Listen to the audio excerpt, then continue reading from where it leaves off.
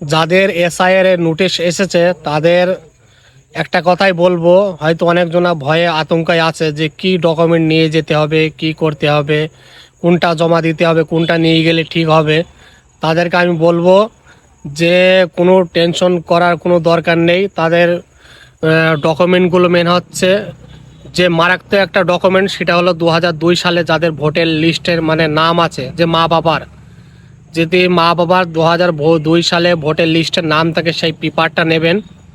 আর পেপারটা নেওয়ার পরে আর যদি তোমাদের পাসপোর্ট থাকে তাহলে তো কোনো কথাই হবে না। পাসপোর্ট থাকলে আর কোনো মানে ডকুমেন্ট জমা দেওয়ার কোনো প্রয়োজন পড়বে না। পাসপোর্ট নিয়ে যাবে, 2002 সালে মানে ভোটের যে লিস্টটা মা বাবার যেখানে নাম থাকবে সেটার লিস্টটা নিয়ে নেবে, আর পাসপোর্ট ডকুমেন্ট নিয়ে নেবে, আর বাবার একটা আধার কার্ড নিয়ে নেবে, অবশ্যই বাবার একটা ডকুমেন্ট।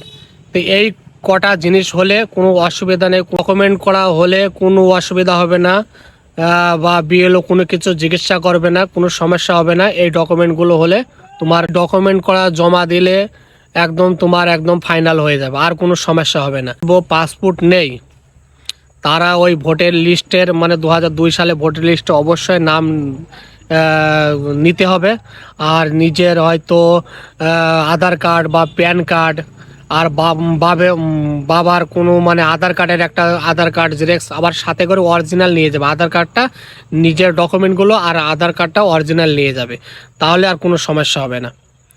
এইভাবে জমা দিলে দেখবে কাজ মানে কমপ্লিট হয়ে যাবে। তো আমরাও এইভাবে আমাদের নোটিশ এসেছিল, নোটিশ আসার পরে আমার ছিল পাসপোর্ট ছিল, কোনো অসুবিধা হয়নি, পাসপোর্ট জমা দিয়েছিলাম, সাথে আমার বাবার আধার কার্ড জমা দিয়েছিলাম, আর 2002 সালে ভোটের যে লিস্টটা সেটা জমা দিয়েছিলাম। ব্যাস এই 3টে জিনিস জমা দিয়েছিলাম, তো আমার ওকে হয়ে গেছে।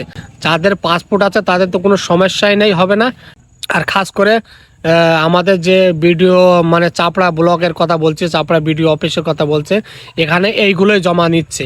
অন্য অন্য জায়গায় মানে কিভাবে জমা নিচ্ছে সেটা তোমাদের আমি রিপোর্ট আমি একটু আগে পরে দিতে থাকবো। তাই এই ভিডিওটা অবশ্যই সবার কাছে শেয়ার করে দেবে।